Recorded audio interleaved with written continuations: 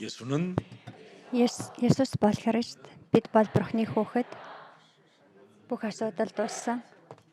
Сатана зайл, ариун сүнсний дүргэлт, дэлхийн илгээлт.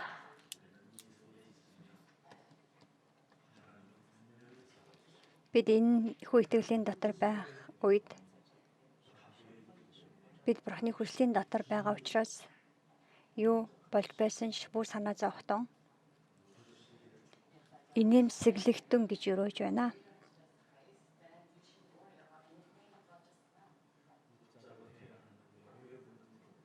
Уг нь инээж амьдрах гэж төрсөн бид тэ юунд уйлан өдрүүдэд өнгөрөөдөг юм бол энэ дэлхийн тэр зовнилыг Бурхнаас ирдэггүй. Сатан харин хор дурамлыг үр цацрах мэт бидний бодол санаанд тарж байгаа гэдгийг үнэхээр тодорхой мэдээсэй гэж хүсэж байна. Өнөөдөр өнөөдрийн Библийн шийдвэрээс харах юм бол цүлд салхилж гэсэн утгатай гарч байна. Тэгээ хашгирагч нэгний дуу байсан гэж байна.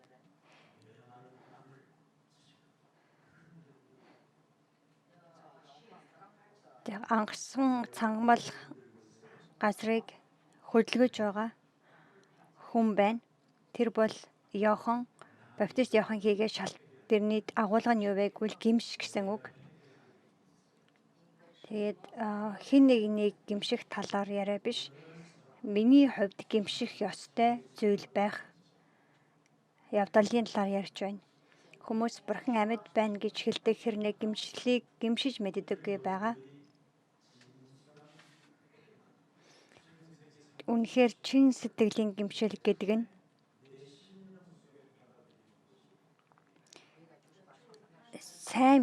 цэвэр сайн мэдээг өөрийнхөө зүрхэндээ хүлээж авах явдал юм.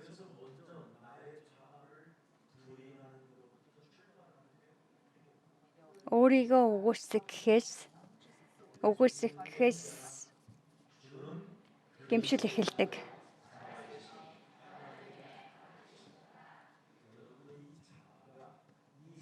Эзэн бол Христ амьд оршиж Бурхны хүн гэдэг дотор бид байх хэрэгтэй.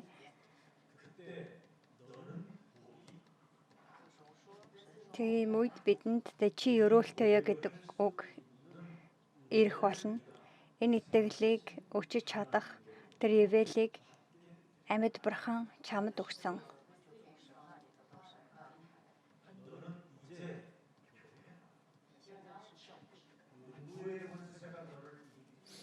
Чи одоо чуулган үхлийн хаалга чамайг дийлэхгүй хийгээд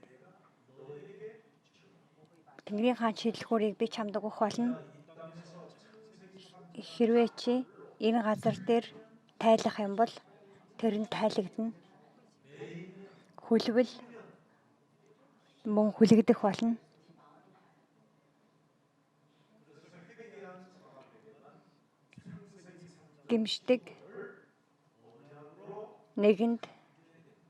Гимшдэг нэгэн Хэл 3:15 дахь амлалтын үгийг амлалтын гэрээ болгож хүлээж авдаг.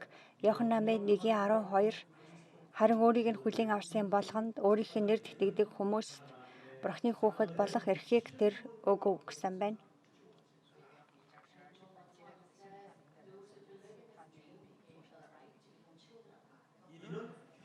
Энэ нь мах тусаар биш. Хүний хүслээрч биш. Харин Бурхнаар төрөксөд юмаа гэсэн байна.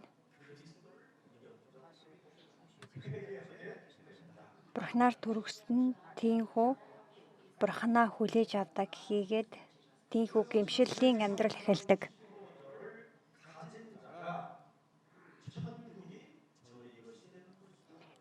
Амлалтын үгийг хүлээж авсан хүний хувьд Тэнгэрийн хаанчлал түүнийх байх болно.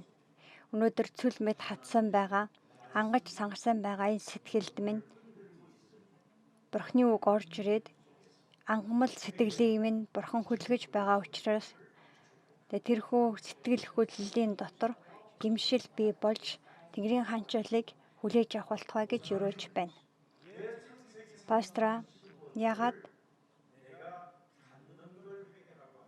Эхлэл 3:15 дахь амлалтын үгийг хүлээж авах нь гэмшил гэж тайлбарлаж байгаа юм бэ гэж асуувал хариулт нь би хүн төрлөختөн Эхлэл 3 дугаар бүлгийн эхний хэсэг дээрээс Бурханаас холдоод төрөлхийн гим нүгэл автснаар хүн төрөхдөө гим нүгэл тархсан биендан дархсан байдалтайгаар төрдөг хийгээд энэхүү гим нүглийн эрх мэдэл нь надад үхлийг авчирсан. Тиймээс Ром 6-гийн 23 дээр гим нүглийн хөлс бол үхэл юм а гэсэн. Тэр үхэл гим нүглийн хөлс болж миний биенд дархсан учраас Эхлэл 3:15 дээр хүү төрөөд тэр гим нүглийн асуудлыг шийдвэрлэн гэсэн хийгээд тэр хүү нэмэгтэй өнгөрөөдөн болох Месиа Христ мөн хийгээд тэр Христийг хүлээж авахч нь гимшлийг мэддэг. Тийхүү гимшил дотор би гим нүгэлтэй хийгээд эмэгтэй өнгөрөөдөн болох Есүс Христээр л миний сүнс аврагдана гэдгийг ойлгож гимшсэн байгаа нэгний дотор ам бий болдог байгаа. За нэг пастор хүн судалгаа хийсэн гинэ. Христэл болон будын шашны ялгаа нь юу юм бэ гэд.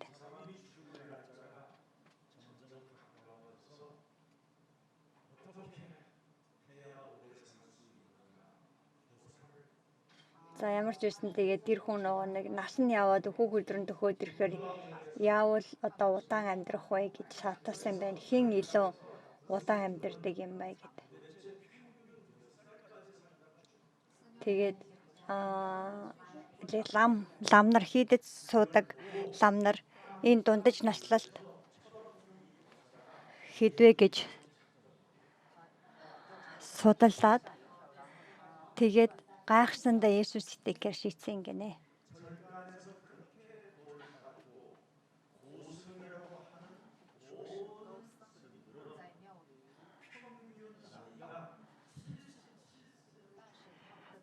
Тэгэхээр бүх насаараа одоо ариун цэвэр байдлыг сахиж өөрийгөө одоо ариусгаж ирсэн байгаа шийдэс суудан лам нарын дундаж наслал нь 77 байсан байна. Харин бүр ингээ харахад гачин амьдарч байгаа эдэ цуглаанд явдаг хүмүүсийг харахаар итгэдэг юм шиг итгэдэггүй юм шиг амьдарч байгаа бас пасторуудын дундаж наслалт нь 97 гэж гарсан юм байна.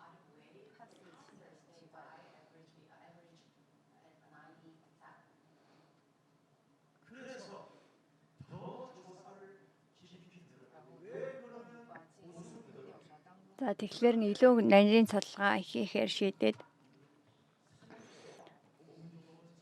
лам нар болохоор ууланд байдаг хийдэд маш ийм агаар сайтай газар, ус сайтай газар тэгж бүх насаараа амьдарч ич уг нь урт насламаар яагаад тийм хурд өгөж байгаа юм бол гэж судалж эхэлсэн гэн.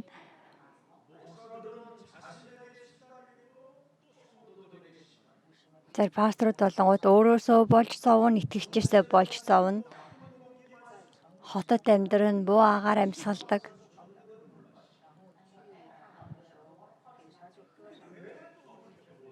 Тэгсээр нэ яагаад ингэж удаан амьдардаг юм бол гэж.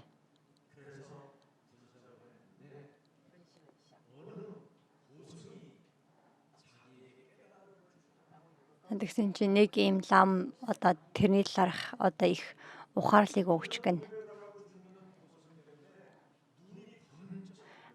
Нэг лам өөхөхдөө хэлсэн үг нэс их юм сурсан юм байна.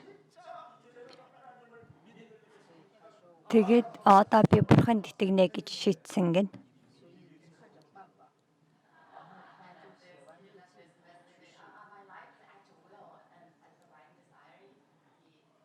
Тэр лам л юм шиг байна шүү дээ. Тэмдэглэл үлдээгээд өгөх нас орсон юм шиг байна. За монголоор хэлэх юм бол би одоо ёроолгүй тамд орж байгаа учраас одоо сэтгэлийн мэн гомдол зөвхрөл мянган удаа тавчиглаач юм. Тиймэрхүү утгатай үг хэлээд бичээд насварсан л ам байгаа юм байна л да эдний. Будын шашны сударт аврал гэж байхгүй.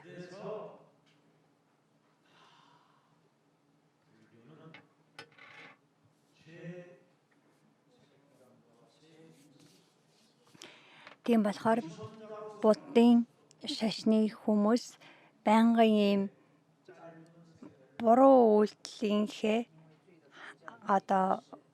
тэр өөрийгөө буруутгах буруу тал дотроо насаараа уучлал байхгүй гэмшил хийсээр байгаад явдаг байгаа. Бурхан харин бидэнд хүн төрлөختөнд авралыг аваад гэм нүглийн уучлалыг авах замыг бий болгохын тулд өөрийн царын ганц хүү Есүс Христийг өгсөн юм. Тиймээс Есүс Христэд итгэж Бурханы хүүхэд болсон хүмүүс гэм нүглийн болон үхлийн хуулиас чөлөөлөгддөг.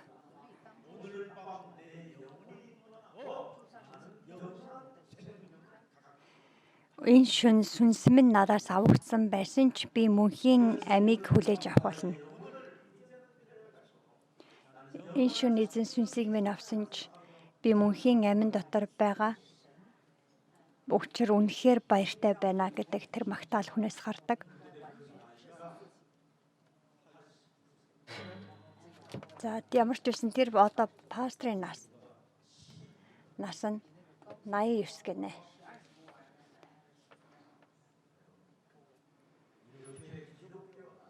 Христ сэтгэл дотор асар том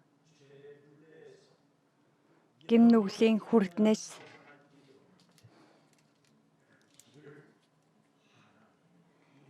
сугран гарах замыг Бурхан бидэнд өгсөн юм.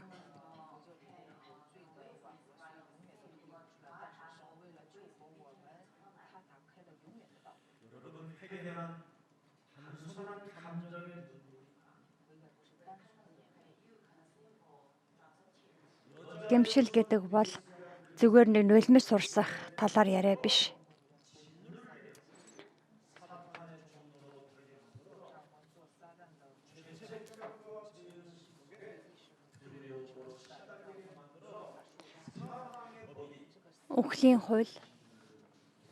Үхлийн хууль хүнийг дарж байгаа тул энэхүү үхлийн хуулийн дарлаас чөлөөлөгдөх гэж Бурхан амлалтын гэрээг өгсөн хийгээд тэрхүү үхлээр дарж байгаа хуулийн гол бий болох сатаны ажлыг нураа гэж Есүс Христийн нэрээр өгсөн юм.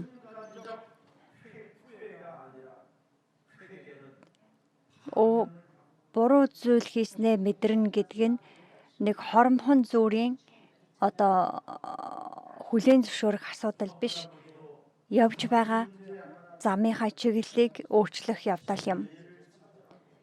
Будын шашны үндэслэгч энэ амьдралын түүхээс харах юм бол үннийг хайж чадахгүй, үннийг хайсаар байгаад өгсөн тухай тэмдэглэлтэй байгаа.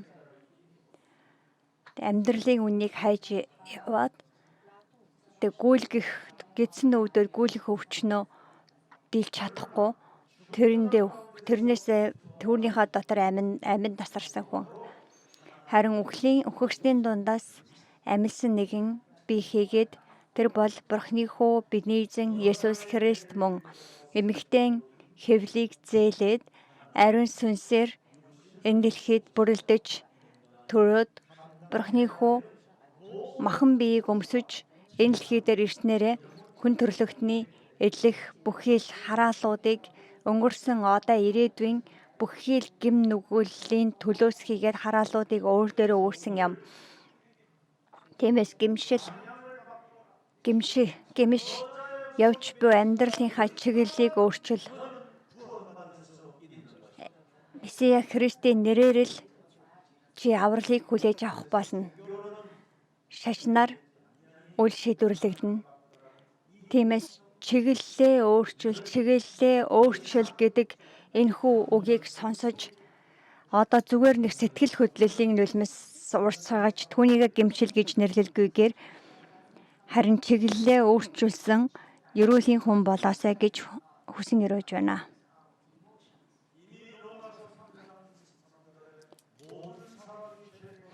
Ром намын 3:23 дээр хэлэхдээ бүгд нүгэл үлснээр Бурхны алдарт хүрдэггүй гэсэн. Энэхүү асуудлыг шийдвэрлсэн нэгний талаар Ром 3:24 дээр үргэлжлүүлэн хэлэхдээ Христ Есүсийн доторх золилтоор дамжуулан Бурхны нэгүслэлээр ямар ч үнгүүгээр зөвтгөгдсөн нэгэн болчихъя гэж хэлсэн байна. Энэ дэлхий дээр Библиэс өөр ийм үгийг бидэнд өгдөг нэгэн бий билүү. Амьд оршигч Бурхан л энэ дэлхий дээр ирээд бидний төлөө тунхагсан байгаа түүний үг. Энэхүү үгийг хүний үг болгон сонсолгүй. Бурхны үгээр сонсож өөрийнхөө сүнсэнд суйрлуулан би зөвтгөгдсөн Бурхны хүн болсон гэдгээ тунхаглах тун.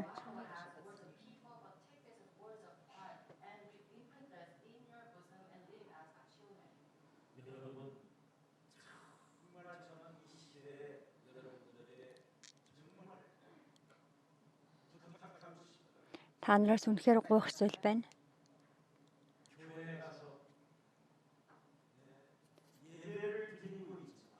Цуглаанд очиод мөргөл өргөж байгаач өргөл өргөдөх хэрнээ шашинлаг амьдралаар амьдарч байгаа итгэгч нар үнэхээр олон байна. Юу гэсэн үг вэ гэвэл хэрэгжүүлдэг итгэл тэдэнд алга.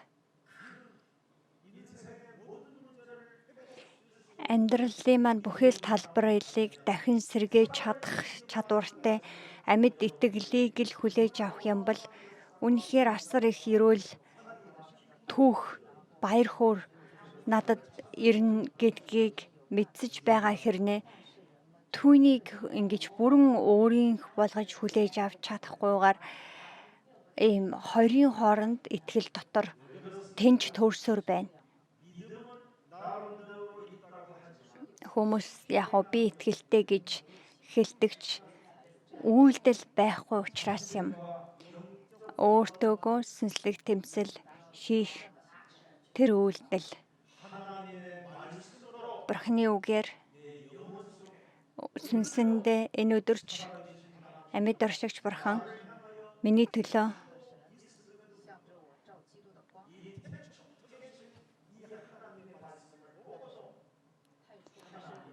ертөнцийн суурьаас өмнө тавьсан өгсөн байгаа үг миний өмнө байсаар байтал тэр үгийг хүлээж авах хэрэгтэй. Тэр үг миний дотор байгаа учраас сатан намайг үхэл түргдэг сатаны бүхий л үйл ажиллагаа нуран унж энэдэс болгон минь амьд оршигч Бурхны үгэн дотор шинжлэгдэх болтугай гэж тунхагл. Хэрвээ би тэгж эхлэх юм бол миний дотор үхсэн байсан ариун сүнсний гал дүрлзэн асахыг харах болно.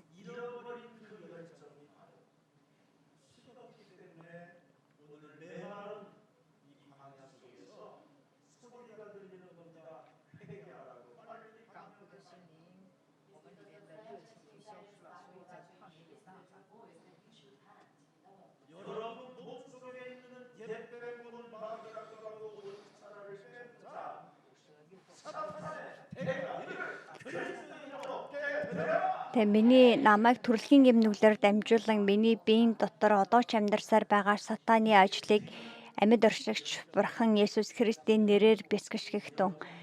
Тийм одоо хүч сатаны ажлыг нураах тэр ажил миний дотор эхлэх юм бол миний дотор байсан ариун сүнсний гал дүрлзэн асах болно. Илчлэл номын 2 дугаар бүлгийн 4 дугаар ишлэлээс харцгаая. Илчил 2:4 дээрээс хэлэхдээ надад чамайг буруутгах зүйл байна гэсэн байгаа. Месиа Христийн нэрээр сатаны ажлыг нурааж байсан тэр анхны хайраа чи орхисон байна. Тэгээ үүнийг бид орхиж хайж болохгүй. Христ итгэл бол өөрөө өөртөөгөө сүнслэг тэмцэлхийг анхны хайраа орхихч болохгүй.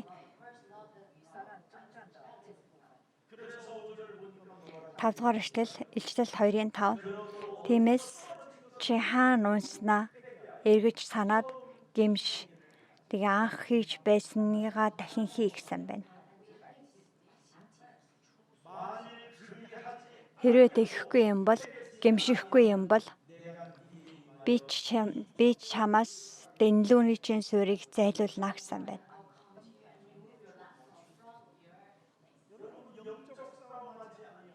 Сүнслэг тэмцэл хийхгүй бол Бурхантай хамт явах өдрүүдээ алдахад хүрдэг.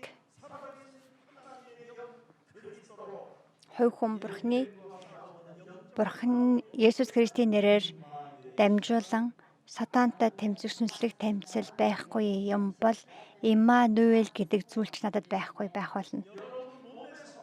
Өөрийнхөө биенээс Христийн нэрээр өөрийнхөө бие дотор сүнслэг тэмцэл хийхгүй юм бол амийн болон ариун сүнсний хууль миний дотор тогтохгүй.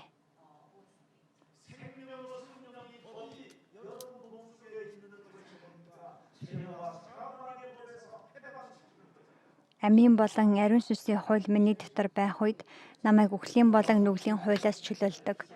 Ром намын 8:1-2.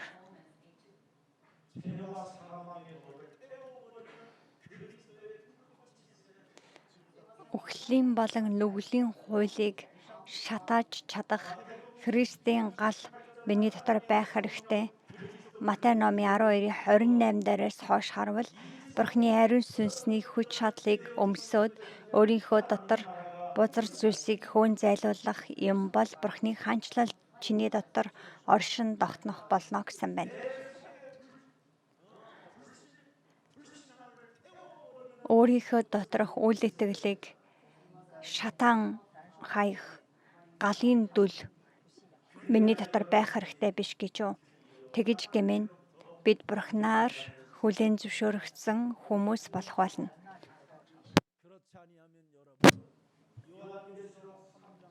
Ишлэл 3:14-15 дээр гарч байгаачлан хүмүүс хэрэг сүнслэг тэмцэл хийхгүй бол нэг бүлээхэн байдлаар амьдрна. Энэч биш, тэрч биш, халуунч биш, хүйтэнч биш, нэг юм хоёрын хооронд гурвын дунд гэхүү нэг ийм байдлаар өдрүүдээ өнгөрөөдөг.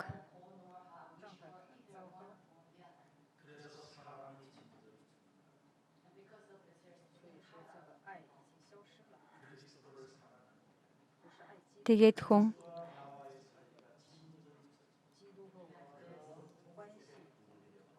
тэгээд тийм байдлаар удаан байх юм бол хүн Бурхныг хайрлах биш, харин Бурхан бид хоёрын хооронд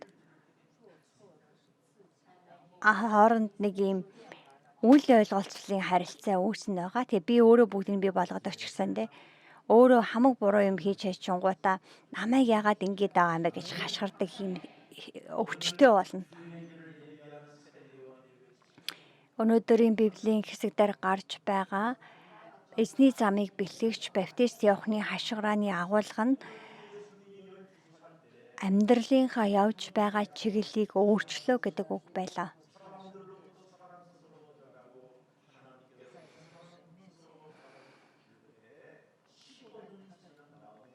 Өнгөрсөн 7 хоногийн Библийн ишлэл дээр Есүс 12 настайдаа сүмд очиод түүнээс хойш Бурханаас болон хүмүүсээс тааллыг олсон тэр амьдралаар амьдарч байгаа үйл явц 15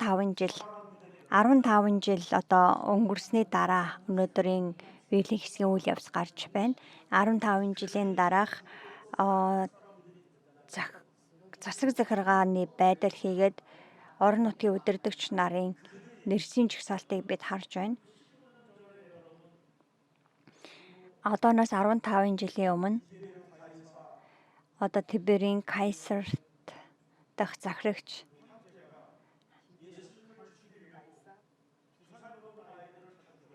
тэгээ Есүсийг алахын тулд 2 наснаас доош бүх хүүхдийг алж байсан шүү дээ. Амарлан устгаж байсан байгаа. Өөрийнхөө тэр захиргаа эрх мэдлийнхаа дотор эрх мэдлээ хамгаалах гэж өгөхлөө зүтгэсэн ч тэр нэг л өдөр түүнийг алдсан байгаа. Тэгээ би ямар ч нэг юм хил хязгаартайгаа тулгардаг энэ амьдралын бидний нөхцөл байдал дотор үүнийг өөрчлөх өөрөг зарга зам байхгүй учраас гимшиж явах чиглэлээ өөрчилж шинээр эхлүүлэх тун. Шашны удирдагч нарч юу ч биш, хинж биш. Асар том Бабелийн самхаг бариад энд бурхан байна гэж хэлсэн ч тийм зүйлд бүх хуртахтун. Үхэж байгаа нэг дагаж гүөхээ бэл.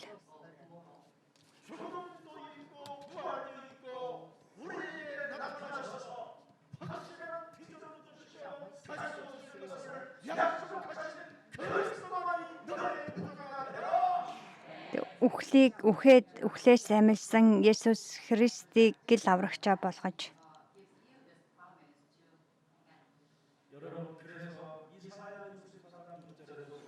Исая намын 64-ийн 6 дээрээс харвал хуулиар өөрийгөө одоо зөвхт болгох гэж оролдох замаасаа эргэхтэн гэж байна. Бүгд одоо үхэж байгаа бүх хүмүүстэй өөртөө нэг л их лаг байгаа юм шиг, гоё байгаа юм шиг, амжилттай байгаа юм шиг харагдаж байвч тэд өвтгтээ тэргүй амьдралынхаа хил хязгаартай тулах болно.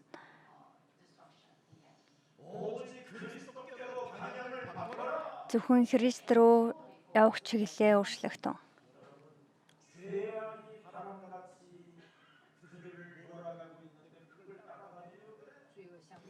Гим нүгэл салхи мэд тэднийг одоо хөөж байхад та тэдний хойноос хөөцөлдөх хэрэг байна уу?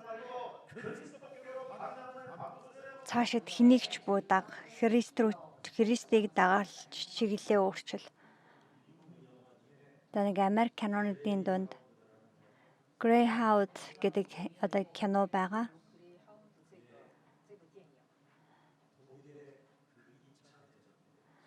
Германы 2 дугаар дайны үед Европын одоо бүх улсууд бүгд ийм сүрлийн байдалтай болсон байсан үе. Тэгээд Америк Европ туслах санаатайгаар маш том завин дээр цэрэг зэр зэвсгийг ачаад Европ руу одоо явж байгаа тэр үйл явц.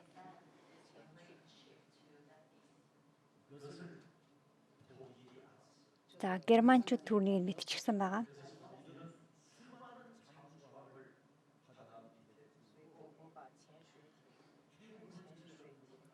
Тэгээд германчууд 77 гүнлөө маш олон тийм тесрэх бомбуудыг суйрлуулж тэр зайв өнгөрөх зам дээр хүлээж байсан байгаа.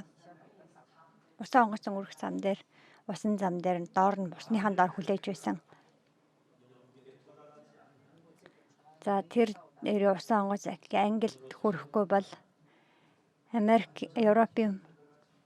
Европын бүх одоо улсыг Германы гитлаар эзлэх боломжтой тийм үйл явц цаг үе байсан байгаа.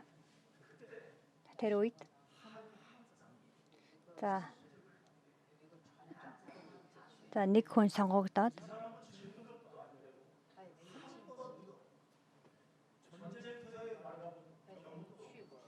за тэр хүн болохоор дайны талбарт гарч үзээгүй хүн.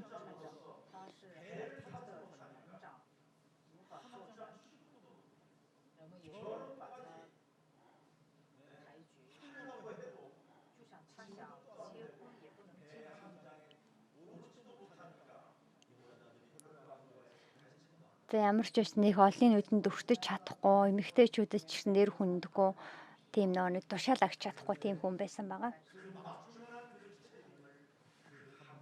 Харин тийм юугүй сул дорой чадваргүй хүн тэр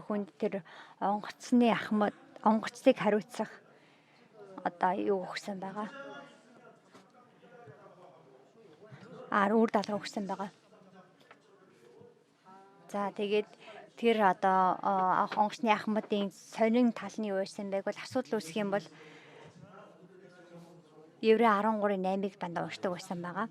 Иесус Христос өчигдөрч өнөөдөрч мөнхөд хэмээрээ учраас энэ өдөр миний замыг удирдах Бурхан хамгийн хүсэж байгаа тэр замаар удирдаач гэдэг.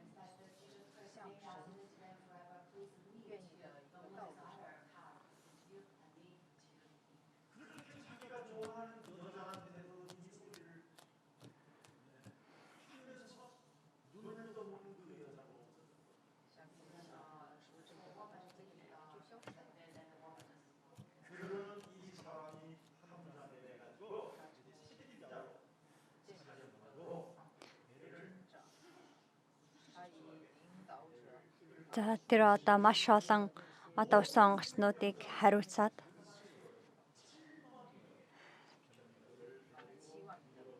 $70,000 цэргийг суулгаад зэвсэг ачаад тэгээ Европ руу гарах замдаа гарсан байгаа тэр залуу. Тэр онгоцны ахмад. Тэгээд 70,000 хүний арнаас энэ онгоцны ахмадын гарт байна.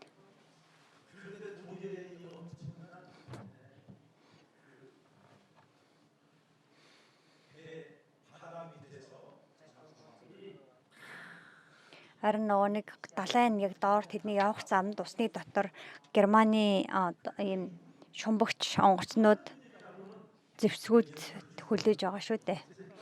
Харин энэ онгоцны ахмадын хийж чадах зүйл нь Иесус Христ өчигдөрч өнөөдөрч хэвээрээ бөгөөд мөнхөд хэвээрээ гэдэг тэр залбирлал байсан байгаа.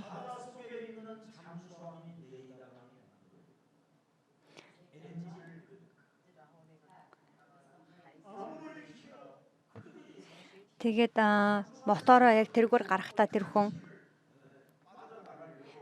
нэг юм усан доор ямар ч байсан Германы ийм хомбогч нар байгаа гэдгийг мэдэж байсан учраас тэр замаас тойрж гаргахад тэр усан доор байгаа шумбагч онгоцнуудын тохиолдлыг сонсохонгууд нөгөөдөл чинь бүгд тохиолоо унтраас сонсогдохгүй байсан байгаа. Тэгээ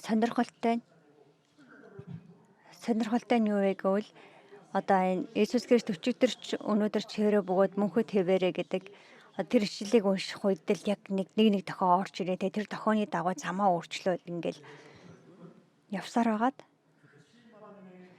70,000 цэрэг бүгд амьд зэр зэвсэгтэйгээ хамт Европын газар нутагт буусан байгаа.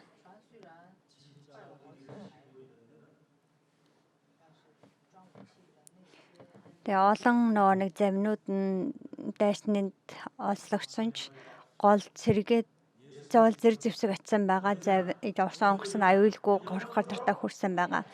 Өнөөдрөөс ахуулан таныг амьдралынхаа чиглэлийг өөрчлөөсэй гэж хүсэж байна. Иесус Христ өчигдөрч өнөөдөрч хэвээрээ гэдэг энэ итгэл таних болоосаа гэж хүсэж байна. Энэ бол үнэхэрийн жинхэнэ гэмшил мөн. Өнөөдөр баптист Иоханны хашгираа нэг энэ цаг үеийн Бурхны хашгираа гэж сонсохдоо Бурхан миний хэлж байгаа үг гэж бүх сонс. Бурхны үг гэж бодохдоо Иесус Христ бол өчигдөрч өнөөдөрч хэвээрээ бөгөөд мөнхөд хэвээрээ гэдэг тэр чиглэлд таныг амьдралынхаа бодол санааныхаа чиглэлийг хандуулад шинээр амьдрах болтугай гэж ирвэ.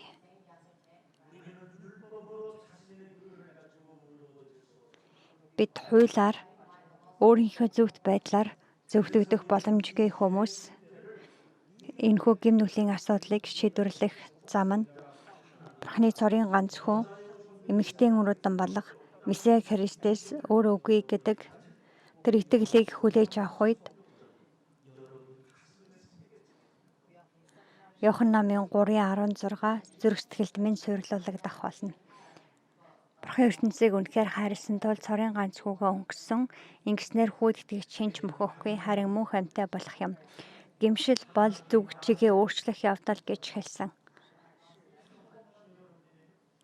Тэгээ та үнэхээр нэг удаа хэлж үзээч. Бурхан ертөнцийг үнэхээр хайрласан тул цорын ганц хүүгээ өгсөн. Тэг зүгээр өгсөн гэж юу? Исая намын 53-ын 5-6 дээрээс Бурхан хүүгээ өгсөн гэдэг нь яаж өгсөн бэ гэдгийг бид түүнээс харж олно. Исая 53-ын 5-6 дээр Бурханы хүү бидний төлөө хатгагдаж түүний зовлон зодуур нь биний гэм нүглийн төлөө тэр шийтгэгдснээрээ би амар амгалан хүлээж авч тэр дашуурдуулснараа би итгэрлийг авсан гэсэн байна.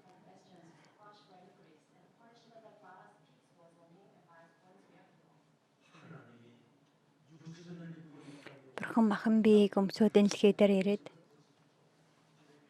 хөлийн улнаас толгоон ороо хүртэлх бүх биеэ урсан билээ. Ийм хайрыг хүлээж аваад чиглэлээ өөрчлөхгүй байна гэж юу? Үнэхээр харамсалтай хөөрхөлөлтэй амьдрал гэж хэлнэ.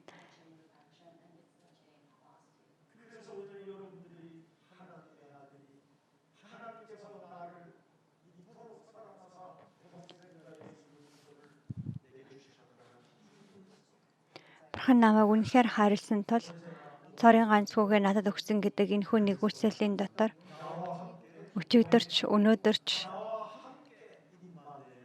хэвээрээ байх тэр Есүс Христ мөнхөд надтай хамт байж настай хамт ажиллах болно.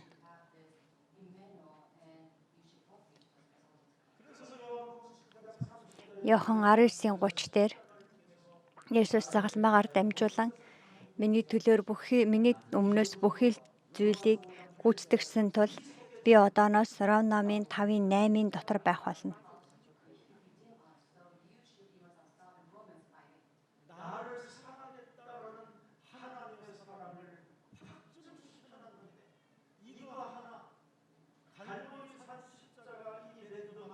Ром 5:8 намайг бидний гэм нүгэлттэй байхад л Христ бидний төлөө өгснээрээ Бурхан бидэнд өөрийнхөө хайрыг илэрхийлсэн юм а гэсэн байна.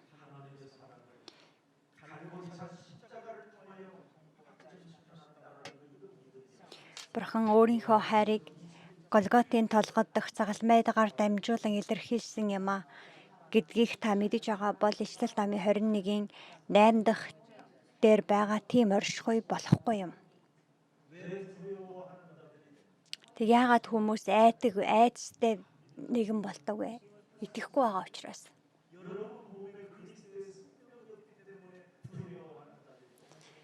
Та нарын бие дотор Христийн ам байхгүй учраас бид айдас дотор хүлэгдэн амьдардаг.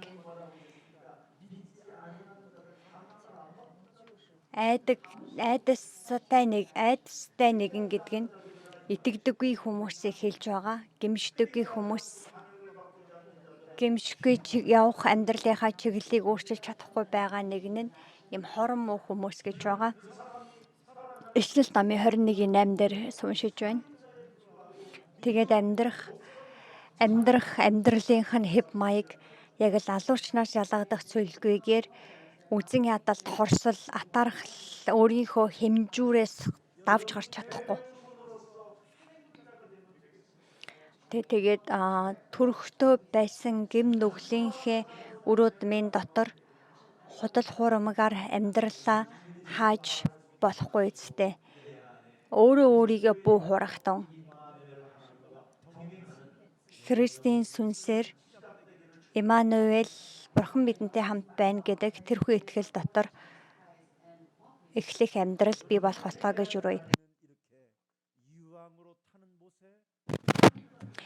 Ишлэл намын 21:8 дээр сарах юм бол айдастай үйл итгэгч нар, юм хорон муу, алуурчид, худлаа яригч нар, архинд сохтуурагч нар эдгээр нь бүгдээрээ галт тамд орно гэсэн байна.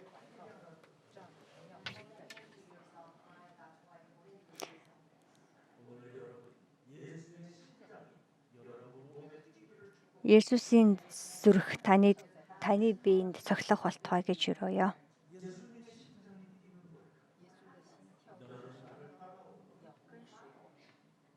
Есүсийн зүрх юу вэ? Намайг даг.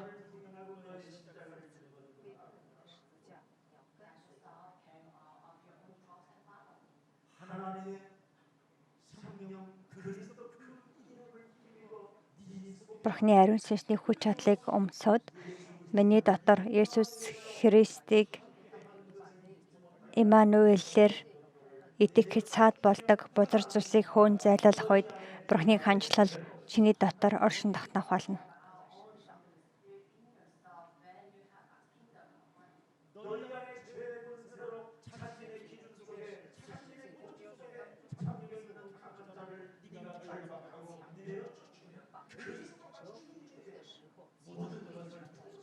Өөрийнхөө дотор байгаа бузар зүйлсийг Есүс Христийн нэрээр хөөх үед Есүс миний дотор миний эзэн болоод арвин элбэгээр өрөөх болно.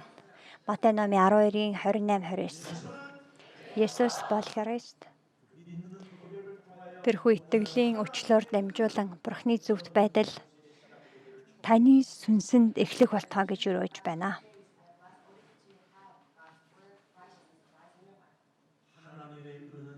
Бурхны зөвхт байдал итгэлээс сэтгэлд хүргэдэг. Итгэлийн замаар явуулдаг.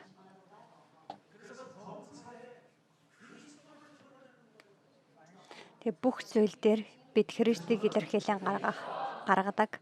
Есүс бол Христ. Алга дуулсан ч Есүс бол Христ.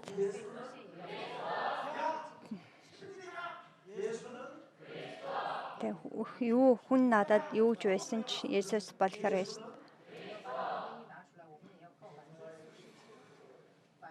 Бүх зүйл дээр Христийг илэрхийлэн гаргах. Есүс Христ үнэхээр сайхан. Нэг л болж өгөхгүй байна уу?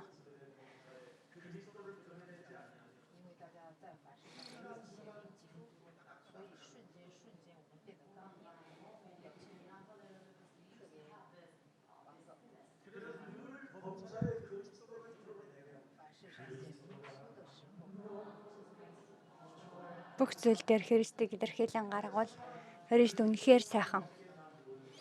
Тэгээд тэр одоо Бурхны Есүс Христийн хайраас өөр зүйлийг би мэдэхгүй гэж бид нар дуулдаг шүү дээ.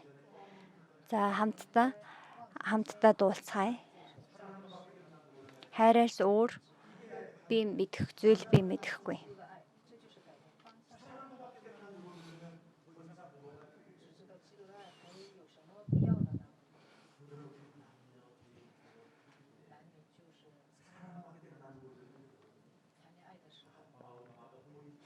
Хайраас өөр зүйл мэдэхгүй байвал хүнд ер нь өөр зүйл харагддаггүй шүү дээ. Одоо болоод үсттэй эрэгтэй эмэгтэй хүн хоёр хүн уулзаад яг тэр үедээ хайраас өөр юм байхгүй байгаа тэр үедээ аав ээж нүдэнд чи харагдахгүй шүү. За нэг 2 жил орчим мөнгө өрчөөж багаар үзэн ядал төрөөд мөнгө өрхийн ч харамсалтай хайрын санагдаад эхэлдэг шүү дээ. Тэгээ хайраас өөр зүйл мэдэхгүй байх үед хүн мөнгө өрөхтэй ч харамсдаггүй. Мөнгө өрөхөөс хайрын санагдаж байвал хайр нь хөрсний илрэл юм.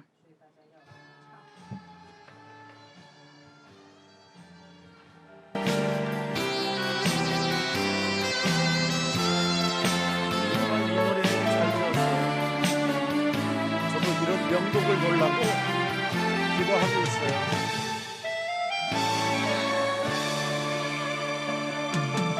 그대 내 곁에 선 순간 Тэр дэргэд минь зогсох тэр мөчөд түүний харц үнэхээр сайхан. Өчигдөр уйлсан ч өнөөдөр танаас болоод маргааш би жаргалтай байх болно. Царай зүсч биш, гой сайхан байдалч биш. Тэр зөөлөн дулаан хайрал надад хэрэгтэй. Өнгөрсөн цаг хугацааг бүгдийг орхиж мартахаар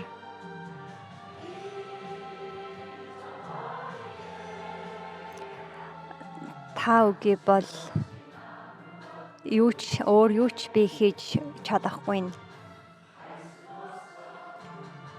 Хайраас өөр зүйл би мэдэхгүй.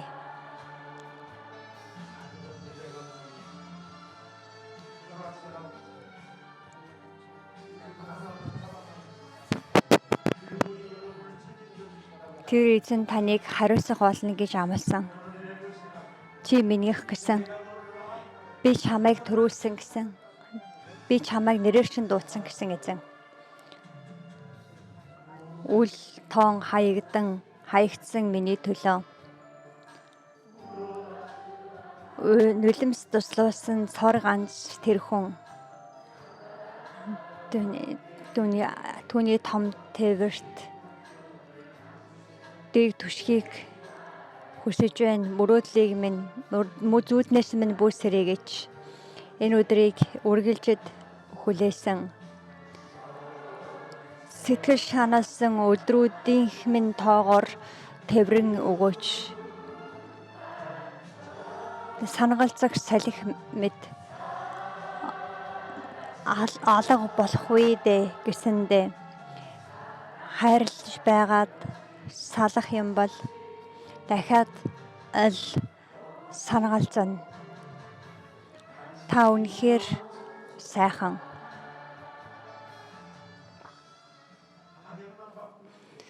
За амьдрах чиглэлээ өөрчлөхөд болно.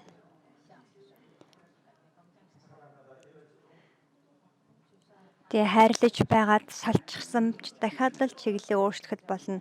Учир нь эзэн өөрөө огтхон ч холддоггүй. Хүмүүс л харин хурдан холддог.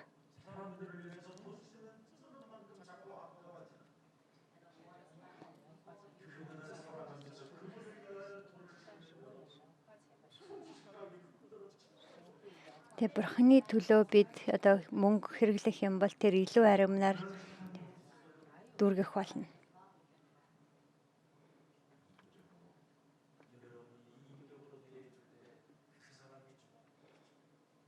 Тэгээ би мэс чанараараа харилцах үед тэр үнэхээр сайхан байсанчлан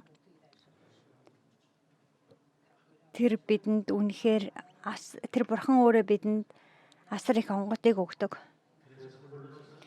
Колосей намын 23. Түүний дотор мэрэгэн ухаан ба бүхий л мэдлэгүүд нууцлагдсан гэсэн байна.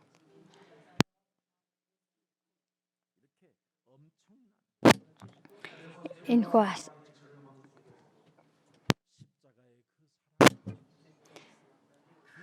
загалмайн хайр, загалмайн ивэл нэгүслэр дамжуулан тэр нэгүслэл миний дотроос дуу болон гарах тэр мөчид бүх асуудал дууссан байх болно.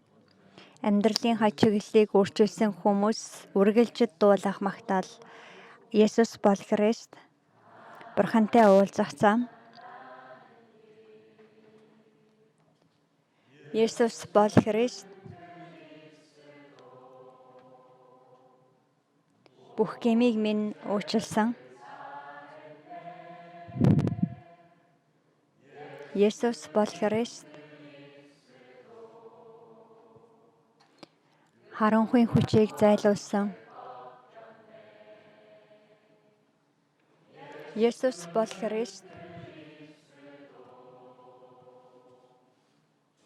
хаадын хаан болсон эзэн. Есүс Христ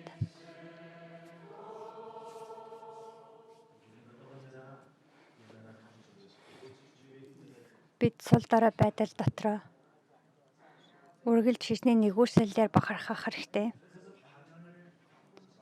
Зөв чиглэлээ өөрчилсөн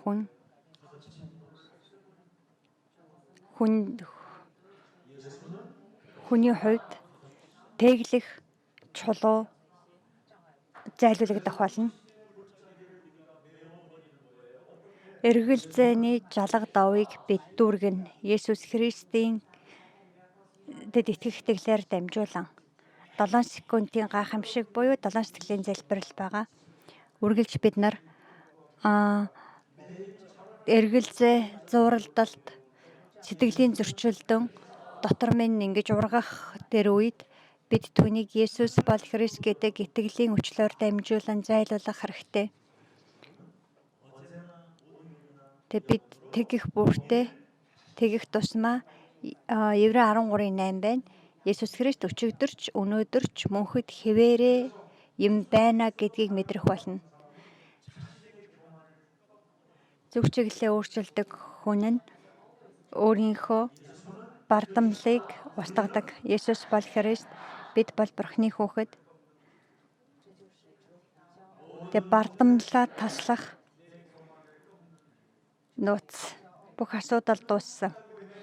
Дууссан гэж хэлж байж бид нар энэ хоёрын хооронд толгоогоо ажилуулахгүй шүү дээ.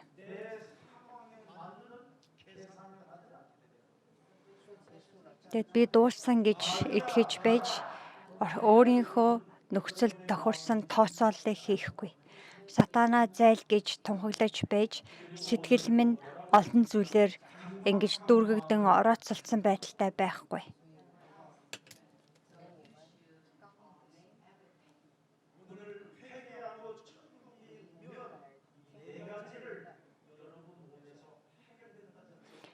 Тэг өнөөдөр би Есүс Христэд итгээд гимшээд чиглэлээ өөрчлөх юм бол энэ 4 зүйл өөрчлөгдөнө гэж байгаа.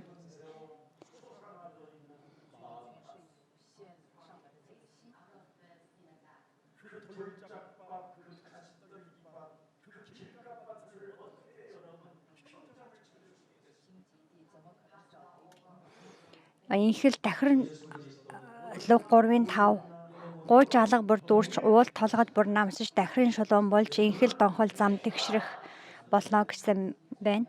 Энэ бол Есүс Христэд итгэх итгэл дотор бий болгогдох болно.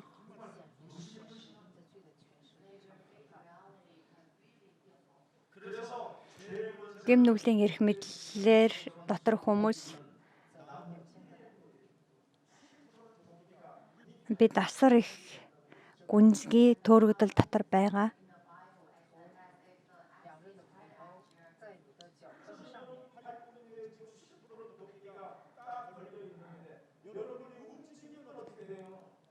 Гаранд ямар байдалтай илэрхийлж байна. Гаранд минь ингээд сүх зоолттой юм шиг байдалтай. Тийм болохоор бүх зүйлд Есүс Христийг илэрхийлүүлэхийн тулд Бурхан өөрийнхөө Есүс Христийг бидэнд өгсөн.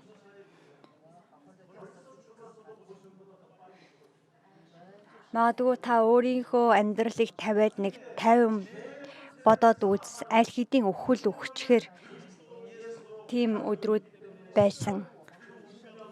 Харин бид Есүс Христийг итгэл дотор хүлээж авсан учраас үхлийн хувь тавилан биднээс холдсон.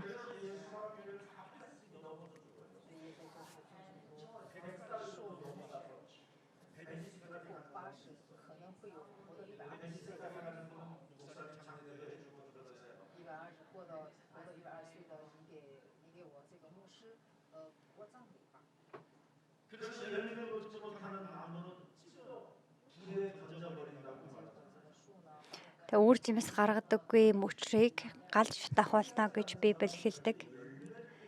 Үнэн дээр гэмшдэггүй хүн үр жимс гаргах боломжгүй.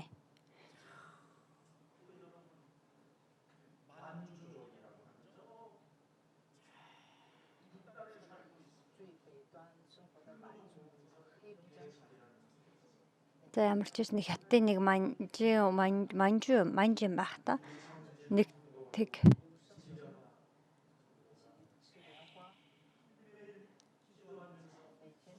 За ямарч нэг хол газар амьдарч байгаа хоёр итгэгч өдөр болгоно тогтмол залбирал хийхдээ өргөлийн уутанд өргөлөө цуглуулж байгаа. Тэгээд цуглаан руу илгээсэн байна.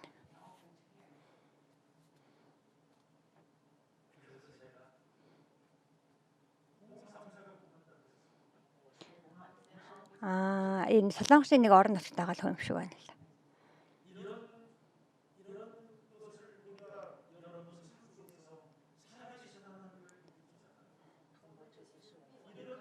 Ууланд амьдардаг одоо манай цуглааны хүмүүс юм байна.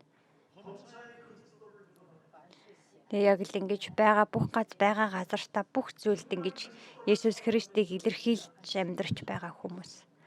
Үнэхээр би Христийг хайрладаг бол өргөл өргөх нь хайрын санагдах гэж юу?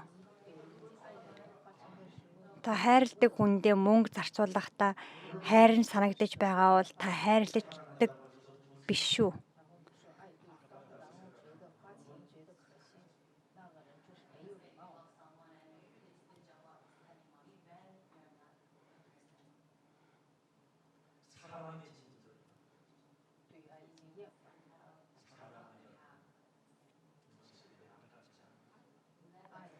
Хайр бол одоо мөнгө зарцуулахдаа тэр нь хайрын санагддаггүй байгаа.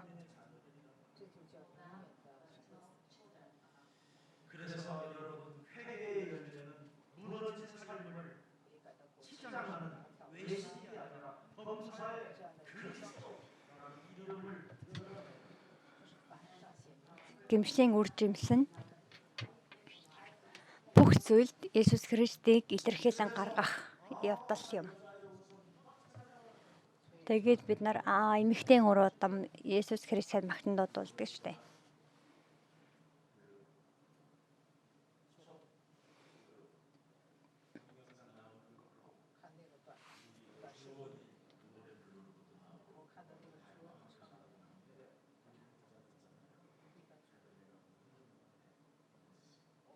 Тэрс нэг юм цуглааны нэг магтаад 1 минутын нэг магтан дууны бичлэгийг нэг ах руугаа явуулсан чи надад хариу ирсэн гин. Үнэхээр гоё магтан дуу байна гин. Дааврал юу вэ гэдгийг одоо мэдлээ гин. Ах руугаа явуулсан чинь.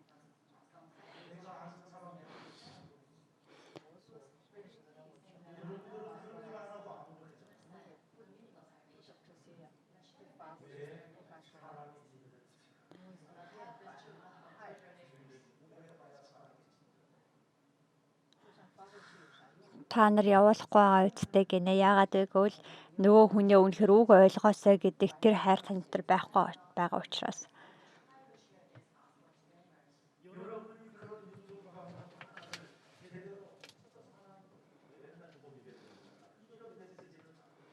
Тэр ингээд яг ийм гол одоо үг явуулахгүй номлол үг явуулахгүй байж өдөр болгон мөнгө зээлчээч мэлээчгээ явуулаад байж байгаа бол яаж тэр хүмүүс бурхныг мэдхийн?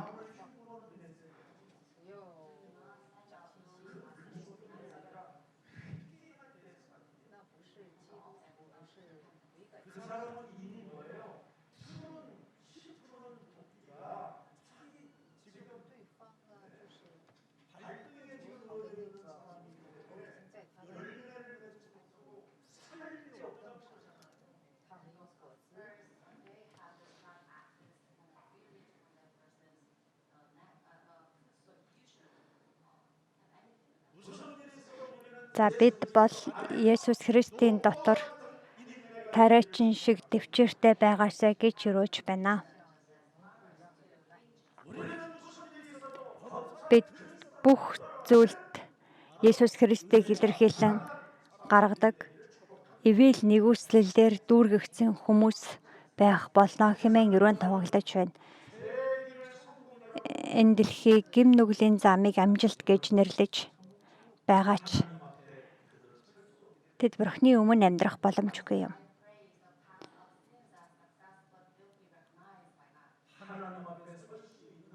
Бурхны өмнө зогсох боломжтой зүйл нь Голготын толгойд дах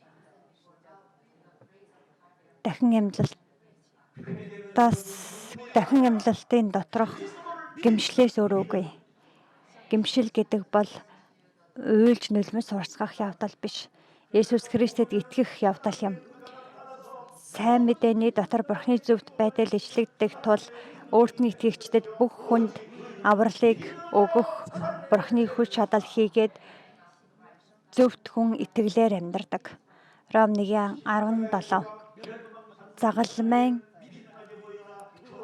Загалмайн мөхөгчдийн хувьд мунхаг зүйлсийг харагдагч авралыг авч байгаа бидний хувьд Бурхны хүч чадал юм а. Гэмшил бол хувь хүний шийдвэрээр биш Бурхны ивэл нэгүслээр өгөгддөг. Өнөөдөр Бурхны ивэл нэгүсэл нь бидэнд зүг чиглэлээ өөрчлөө гэж хэлж байна. Хүний үг гэж сонсолгүй Бурхны үг гэж хүлээж авах тун гэж хэлж байна. Тийхүү хүлээж авах үед бидний биеийн дотор шин түүх эхлэх болно. За пастор хүмүүс Бурхны үгэнд хамгийн итгэдэггүй хүмүүс яг үүндээ пасторууд байдаг байхгүй юу? Би ч ялгаагүй тийм үе байсан. Одоо нэг юм судалгааны төвшөнд, мэдлэгийн төвшөнд зөндөө судалсан. Яг үнэндээ тэр нь зүрхэнд орж ирэхгүй үе байсан.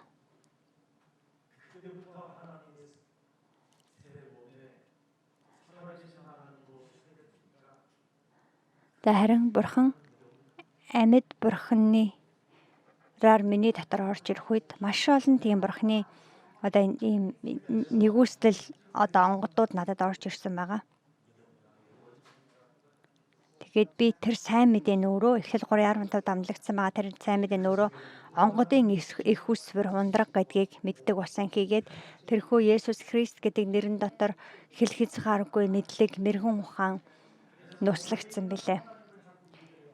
Хол байгаа Бурханд итгэх гэж оролдолгүйгээр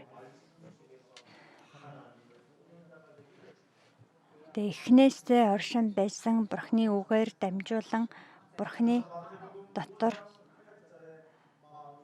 амьдрах нэгэн болоосаа гэж өрөөж байна. Матай 5:8 дээр хэлэхдээ сэтгэл нь цэвэр нэгэн Бурхныг харна гэсэн байгаа. Тэгээ юу гэсэн үг вэ гэвэл зөвхөн Есүс Христ төвлөрдөг хүн Бурхныг харна гэсэн үг.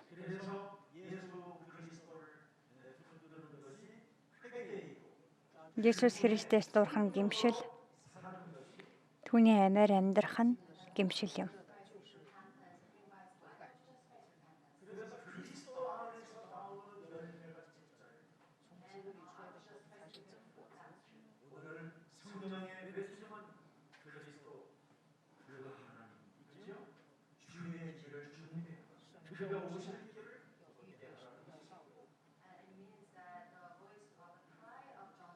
Эзний замыг бэлтгэхтэн. Эзний замыг бэлтгэн гэвэл өндөр уулч намснаа гэсэн байна. Онхол жалга дүүрнэ гэсэн байгаа. Онхол зам тэгшэрнэ гэсэн. Бүхий л зам тэгшрэх болно гэж амласан байгаа. Луг номын 3:5-ыг уншиж байна. Цаашид төөрөгдөлгүй Эхлэл 3:15 руу хандан чиглэлээ өөрчлөгдөн.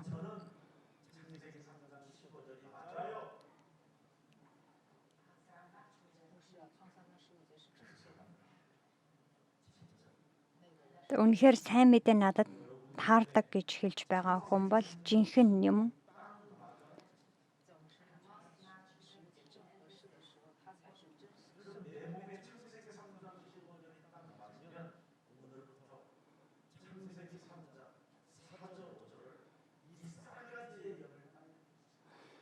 Эхлэл 3:15 үнэхээр надад яг таардаг болбол өнөөдөр сахгуулаад Эхлэл 3:4-5 дээр гарч байгаа муу сүнсний сүнсийг өөрөөсөө өөрчлөх хэрэгтэй.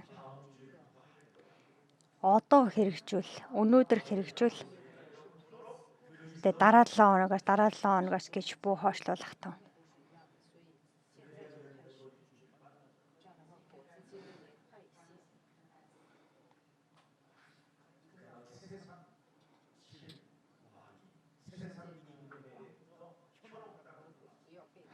Энэ дэлхийн бурханд бууруу дутагд.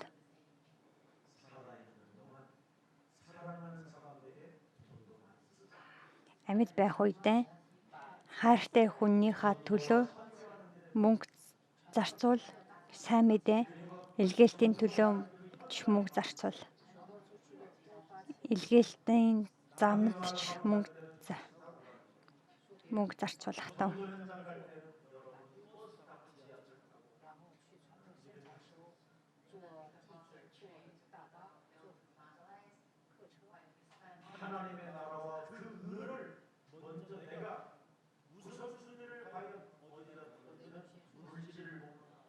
Бүхний хаанчлал болон зөвхт байдлын төлөө байна уу? Үгүй юу гэдгийг хүн эд хөрөнгө мөнгө хаан зарцуулж байгаагаас харагдаг байгаа.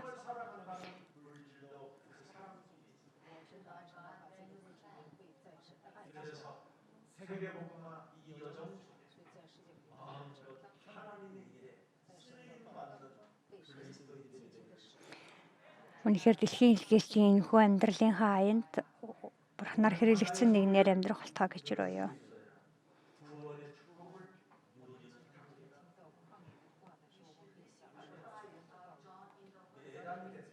За 4 шатлал байна.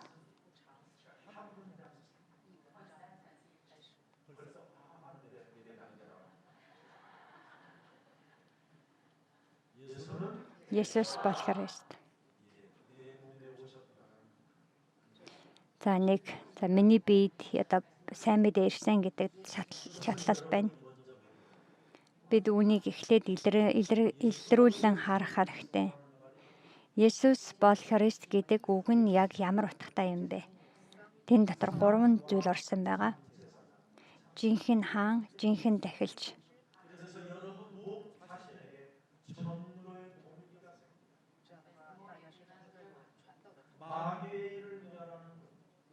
Сатаны ажлыг нураах.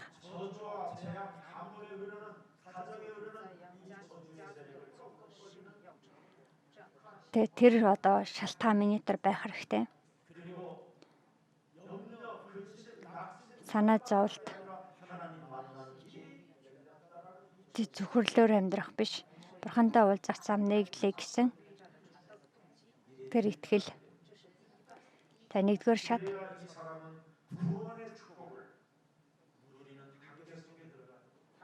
Тэгжээж энэ хүн авралын эрүүлийг хүлээж авах шатлал дотор орно.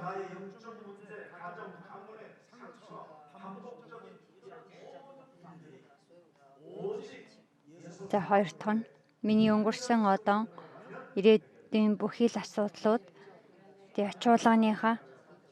чуулганыхаа дасгалжуулалтын хуваар дотор байхад шийдэгдэнэ гэдэг тэр итгэл.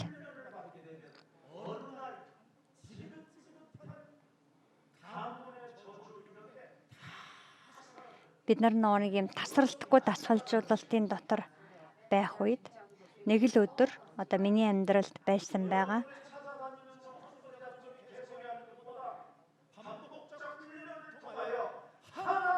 Тэр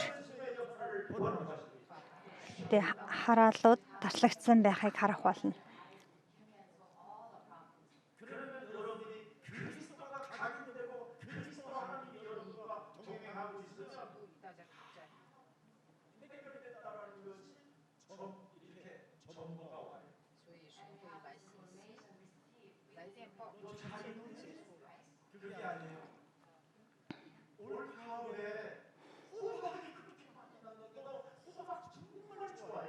Тэгээ нэг би өөрөө одоо сайн амьдрах гэж одоо юмыг сайжруулах гэж хичээхгүй байсан ч тэгээ би дасгалжуулалтын дотор бүсний үгийн дасгалжуулалтын дотор байх үед миний гэр бүл удам хугацаанд байсан хараалууд таслагдаж олон эрүүл ирж байгаа талаарх сургийг та сонсох болно.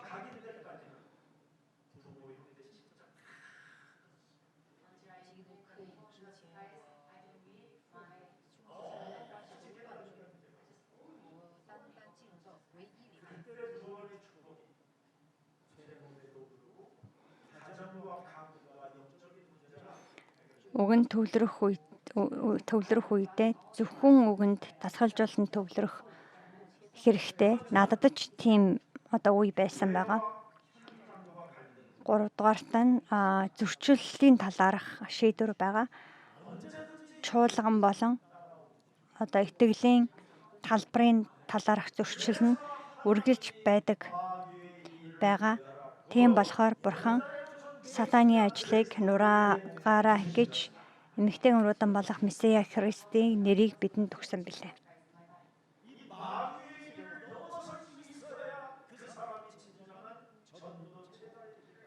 Сатаны ажлыг хол давах итгэл надад байж тэр хүн дагалдагчийн замаар явж байна. Хүнтэй харилцах зөрчилдөөний асуудал, чуулганыхаа зөрчилдөөний асуудлыг шийдвэрлэж чадахгүй байгаа хүн яаж дэлхий рүү явна гэж ярих вэ? Хайрын чин сэтгэл.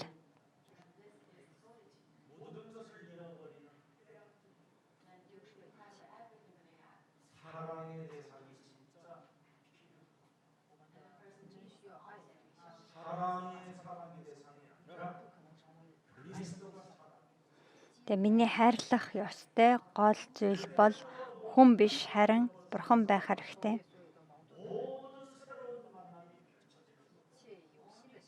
Тэр үеэс миний эргэн тойрон шинэ уулзалтууд бий болдог.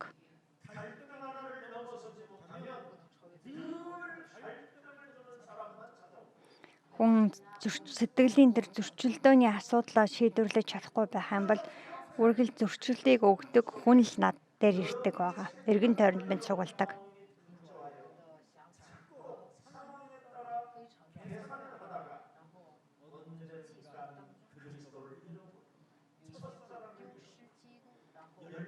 Тэгээ бид энэ итгэлийнхээ дотор сэтгэлийнхээ зөрчлийн асуудлыг шийдэж чадахгүй байх юм бол үргэлж нэг юм нөхцөл байдалтай тохирсон тооцоог хийсээр байгаад тэгээд хайрынч хөрөөд амьдрал нь итгэлийн биш хачин сантай хачин нөхцөл байдал болно. За 3 дахь нь хүний талаарх бодол. Бусдын талаарх бодол маш чухал байгаа.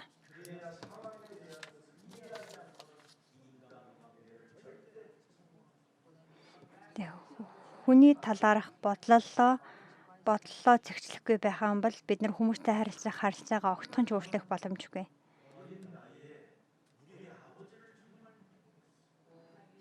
Би бага байхдаа аавыгаа үнэхээр их үзэн яддаг байсан.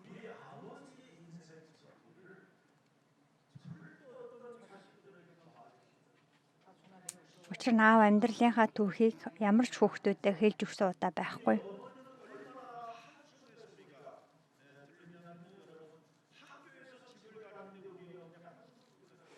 За ээжийн нэг юм санаа алдах гэх юм уу? Цаажийн санаа алдах дуу бараг сургуулиас сонсогддог байсан байгаа.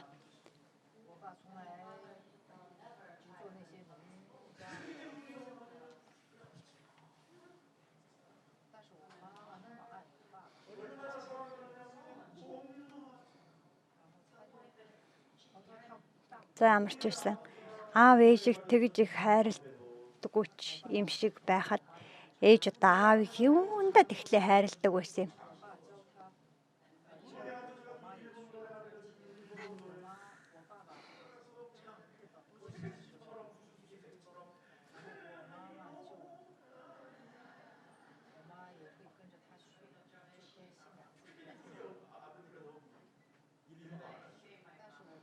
Ямар ч нэгдээ аавыг амар үзэн яддаг байсан мага ажиллаж ихгүй тэгээ байж байдаг.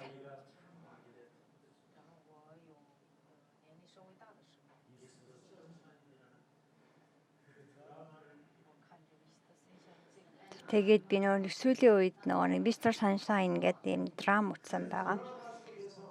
Тэр драмаар дамжуулаад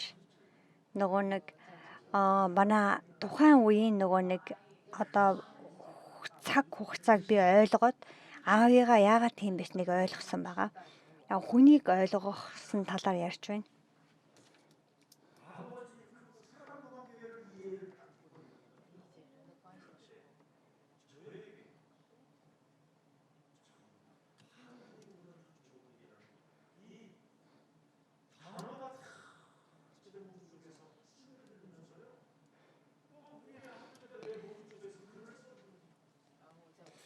Тэгээд нөгөө нэг ингээл аавыгаа амар ойлгоо тэр нөгөө нэг түүхэн киногаар дамжуулаад тэгээд хүнийг ойлгож эхэлсэн байгаа. Тэгээд тэр үед тэнгэр уйлсан их нутаг минь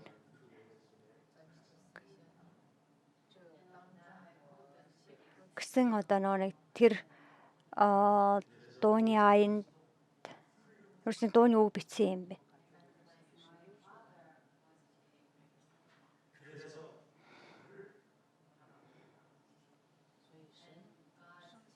Миний аавч мундаг хүн байж тэгээ бурхан намайг энэ төрүүлж тэгээд би энэ цаг үеийнтэй сайн мэдээний үлдгэстэй нэгээр энэ цаг үеийн сайн мэдээний төлөөх цагаачаар амьдарч байгаа юм байна.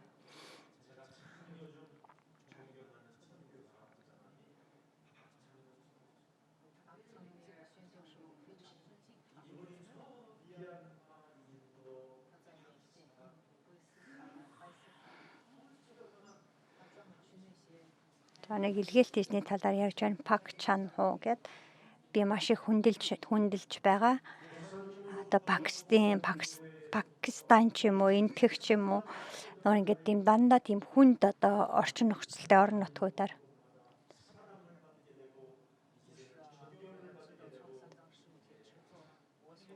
явдаг. Тэгээ тэр хүн энэ цуглаан дээр подкастер таны номлож байгаа номлоор дамжуулаад би очисон газар болгондоо энэ үгээр дамжуулан хүмүүсэд хайрыг дамжуулж байгаад одоо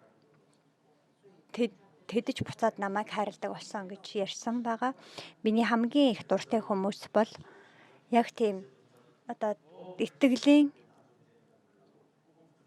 дайончийн амьдралаар амьдарч байгаа хүмүүс би үнэхээр дуртай.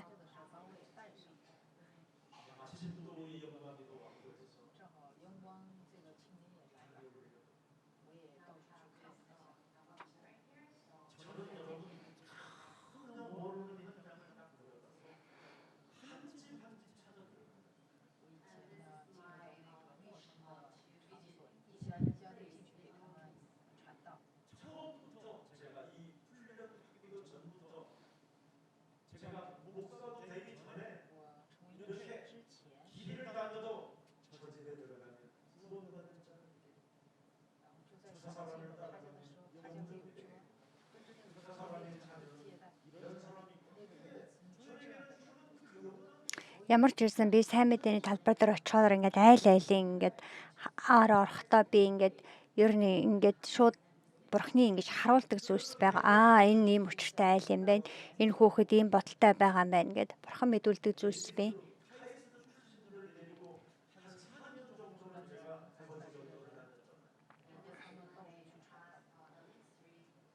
Яг дээр үед ч гэсэн би 4 жил им кашт гээд Солонгосын жоохон өндөр зэрэглэлтэй оюутнуудын сурдаг сургуулийн оюутнуудыг амралтаар нь дамжуулаад 4 жилийн турш гудамжны сайн мэдээний үйлчлэл бас хийж байсан байгаа. Тэгээд айлын хаалга догшоод ороо явдаг байсан юм байна.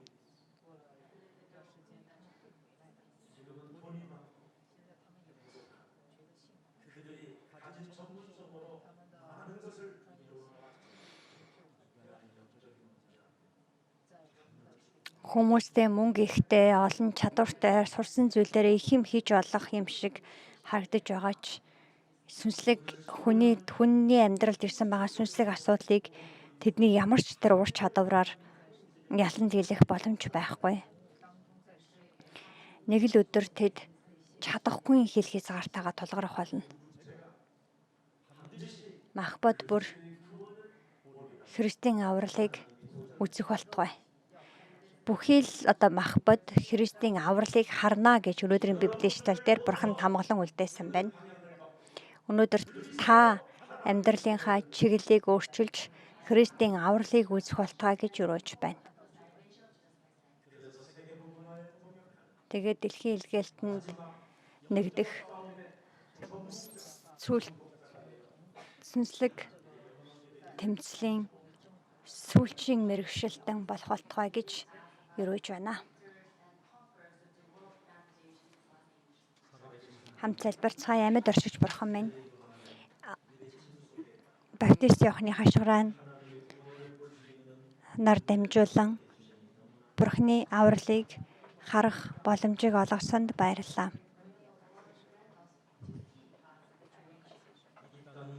Энэ газар дэлхийн Эхлэл 1:2 гэрэл гэгээгүй ертөнц зүг чиглэлээ алдаж гангасан эмх замраагүй байдлаа айдас хийгээд зовнилоор амьдарч байгаа энэ хүү газар нутагт Бурхны сүнс газрын газаргуу дээр илэн хайлж байсан гэдэгчлэн тэрхүү мөнх авралын нэгүслийг харах боломжийг өгсөн Бурхан танд баярлалаа.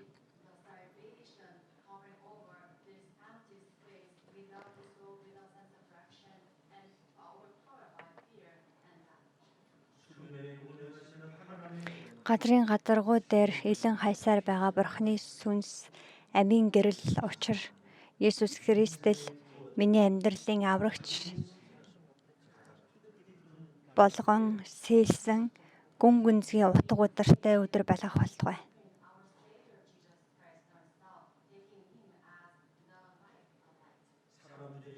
Хүмүүс бүх зүйлд Христийг илэрхийлэлгүйгээр амьдрсны улмаас илүү асуул нь хурцдаж байгаа энэ үед харанхуйн хүч чадлыг ялан дийлэх итгэлийг бидэнд өгөх болтугай. Одоо ч хэрэгцээр байгаа Бурхны үг Есүс Христийн нэрээр өрөөл болж Есүс Христийн нэрээр өчигдөрч өнөөдөрч мөнхөд Бурхан хамт байгаа гэдгийг алдалгүйгээр ариун сүнсний дүүргэлтээр өрөөх болтугай.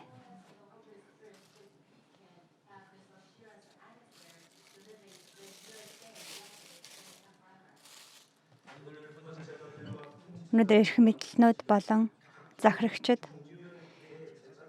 бие болон шашны хүмүүс хичээн зүтгэсэн чихэл хязгаартайгаа тулах энэ бодит байдалд Есүс Христээс өөр боломж үгүй гэдгийг ухааруулсан тул Эхлэл 3:15 Исая 6 дугаар бүлгээр бидэнтэй хамт байж Матай 16:16 дээр гардагчлан эзэн бол Христ амьд бурчханы хүүхэд мөн гэдэг тэр итгэлийн хүчил миний дотор бүрэлдэн бий болох болтугай.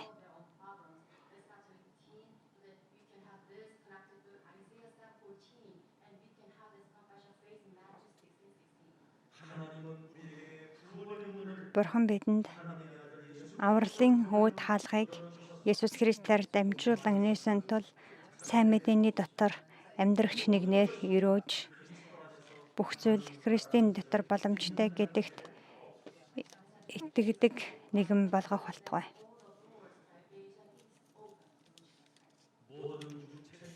Бүхэл махбод амьд дөршигч Бурхны авралыг Христээр дамжуулан харах болно хэмээн айлцсан тул бид бүх зүйлийн дээр Есүс Христийг илэрхийлдэг амьдралаар амьдруулах болтугай.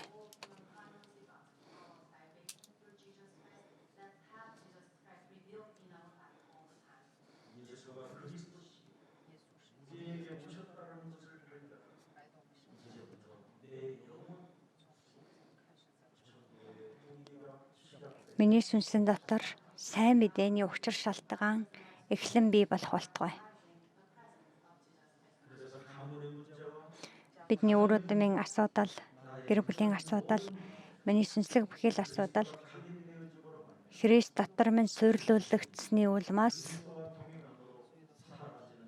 шийдвэрлэгдэн арилан одох тэр өрөөлийг өгөх болтугай.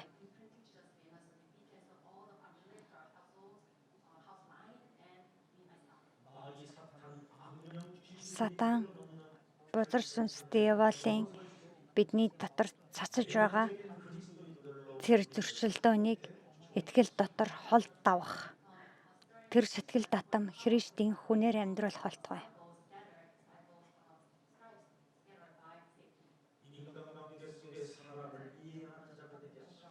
Хүний дотор Бурхантай Бурхныг ойлгодог хүн байж Сүнслэг эмчийнхээ хувьд сүнснийг эмчилдэг сэтгэл татам гэрчлэлтэй хүмүүсээр өрөөх болтугай.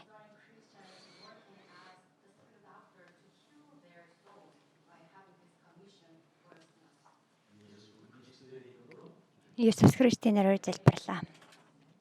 Амен.